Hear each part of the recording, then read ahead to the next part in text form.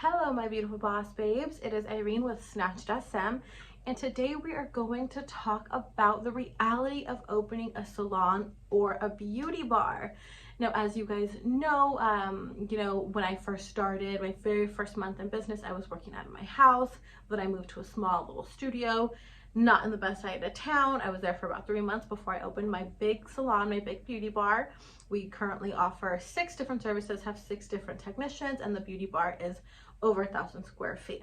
So we expanded fast, which is great, but there were some reality checks your girl endured throughout this process.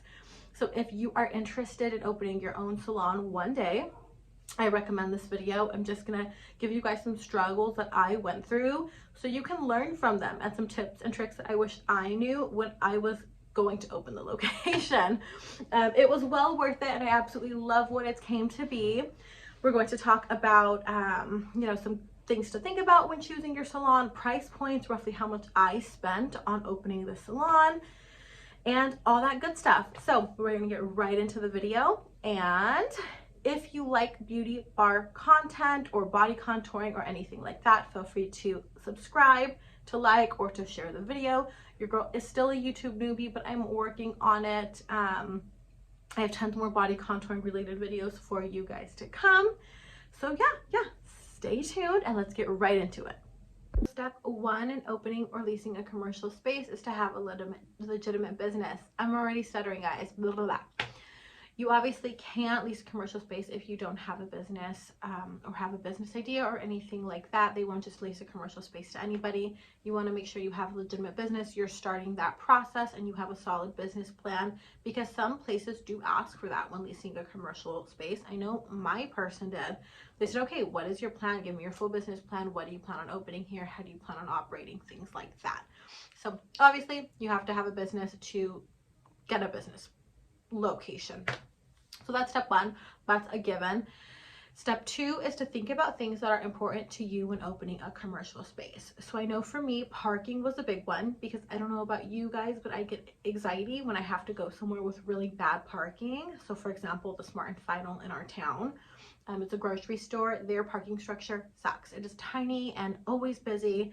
And there's all these cars like barely getting by each other, plus all these people walking around, and a lot of people reversing and having to maneuver out, and it's just a mess. So I know I wanted a location with a lot of parking. And another big one for me was location. So I wanted somewhere that was private. And most places, they want a street view location, because that is amazing for marketing. Obviously, if you have a hair salon, you want people to be able to drive by and see your big sign. It is amazing for marketing. For me, it was a little bit different because we specialize in non-invasive body contouring. A lot of my clients don't like people to know that they're getting work done, and that is completely okay. So I know I wanted somewhere, in a shopping center, but not right on the street. And that was more so, again, for my clients' comfortability. Keep in mind, most businesses would want a street view. That is ideal. But with that, those locations are always a little bit more expensive because they have that street view. So something to think about. I also know when I was looking for a business, my location. So where I live in California, there's a lot of little towns around 20-25 minutes away from each other. So, Napomo is where I wanted to have my business, because my husband and I just bought a house there, and it was best and more convenient for both of my clients. And when I say both, I mean, I had a lot of clients from the city of Santa Maria, California over here, but then I had a lot of clients from San Luis Obispo, Pismo Beach, and all the little cities over here. So Napomo is in the middle, and it was a really great middle ground for all of my clientele. So that was important to me as well. That's definitely something to think about. Location, what are you looking for in a building? Another thing I would recommend is, if you want to open a hair salon, to get a location that was previously a hair salon, because let me tell you guys, the plumbing aspect, the electrical aspect, things like that are really pricey when opening a commercial place. If you just get a random place and you have to install all this plumbing to be able to have your wash bowls and things like that, it is going to be a pretty penny. So if you can find an existing salon, or a salon that went out of business or something like that, that would definitely be ideal. So definitely some things to think about, what you require, what you are looking for in a building. And yeah, you just go from there. So things to think about. I'm referring to my little cheat sheet here, guys, per the usual. So the other thing is, if you find a place that you like and you have to do any alterations for it in terms of construction or plumbing or electrical or anything like that, you have to look up your county's guidelines on that. So when I first leased this building, it was one big empty floor plan. And I know that I wanted walls. So it wasn't an empty floor plan, I'm sorry. It had one bathroom and one room. But then it was this big empty space. And I know that I wanted walls put up because I wanted multiple technicians to do multiple services, and they needed privacy. You know, when you get your eyebrows done, when you do waxing, of course you need a sense of privacy. So I had to get a hold of my county and see what was required of me to be able to build. So in my county, they required a couple different construction permits and building permits, but roughly it was about $10,000 for just the permits alone. Like, it is not cheap, the workaround with that. So if you wanted to put up actual walls, you needed those construction and building permits. But if you were to put up partitions or non-load bearing walls, you did not need those permits because there are temporary walls. So that's exactly what we did. That was our little workaround, is we put up non-load bearing walls, but they were large non-bearing walls. It's still very, very private. So that's what we did. You have to make sure you know your county's guidelines, because you don't want to be doing any construction work without the proper permits, because that's one heck of a fine. So again, when I first leased this building, big location, okay, we got up those walls. The next step was tile. When I leased this location, it had this horrendous blue stained carpet all over the building, but I know I wanted a really pretty light marble tile to bring the glam to it. So we ripped out all that carpet and we purchased the tile. So purchasing tile, again, is not cheap. It costed me about $1,000 in total for the tile for the building. The labor for the tile, I can't tile, nor can my husband, and he's a pretty handy man, but we didn't want to do all that tile. So we hired somebody to do that. That ran us $2,215. So total for tile, you know, it was roughly $3,000 for the tile itself, and then the installation. So we got the walls up, we got the tile, and then it was time to paint. Luckily, my husband and my father-in-law came in on that, and they did the majority of the painting, which saved us a lot of money on hiring painters. But the paint itself was still around $500-600 because the whole building needed a fresh coat of paint. Mind you, this location was empty for about like a year, 2 years prior to me even leasing it. So even the white paint needed a fresh coat of paint. But yeah, he saved me a heck of money on labor. So to buy all the paint supplies, like $600. And I'm kind of going off memory here, so don't quote me, but that's roughly what it was. So yeah, with this location, we got the tile in, we got the walls up, we got a fresh coat of paint on everything.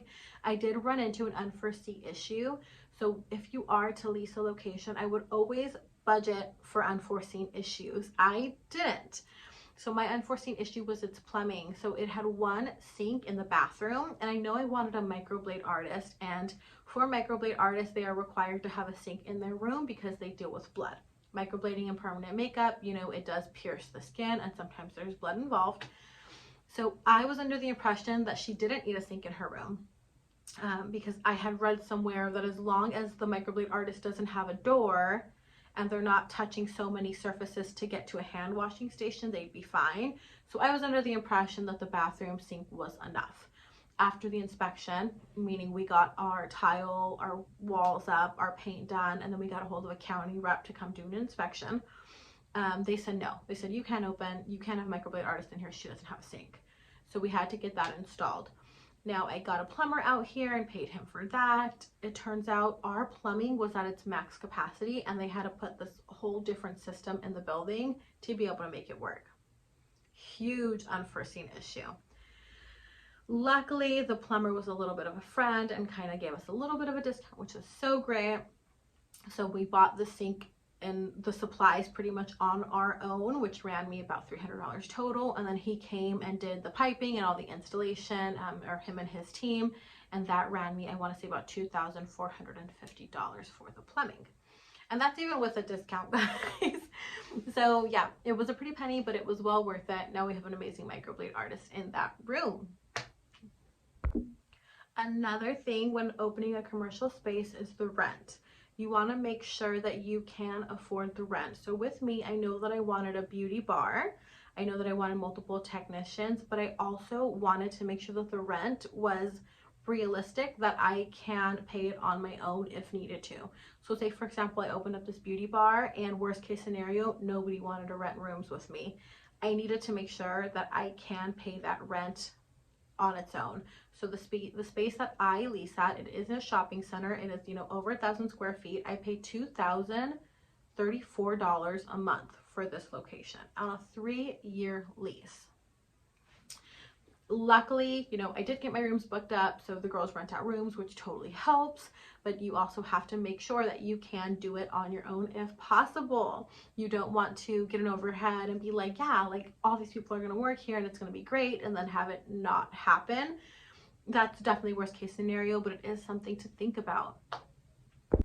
Now going into leases, you have to know most commercial spaces, they do want a 3 to 5 year lease. Some want even more than that. So it is a bit of a commitment. I only did a 3-year lease, but again, it's a bit of a commitment because you have to keep this business running for 3 to 5 to 10 years. You have to make sure that, you know, your business plan is solid enough to be able to do so. So that's definitely another thing to think about, is the leases are not quick and they're not short. It is a long-term commitment and you want to make sure that you are ready for that. I am going to attach the before and after videos, you know, right here at the very end, so you guys can see the difference and all of our hard work we put into the salon. It'll blow your mind. It's, you know, quite the difference, but it was a lot of fun and it was absolutely worth it. So I'm not telling you guys, you know, these things to scare you or anything like that, just some things to be prepared for. Again, things I wish I would have known when opening the beauty bar. So I hope I was of some assistance.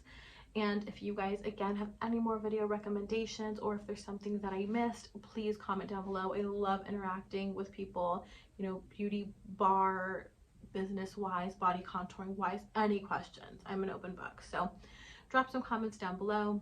And other than that, thank you guys so much for watching, and I will see you guys next time.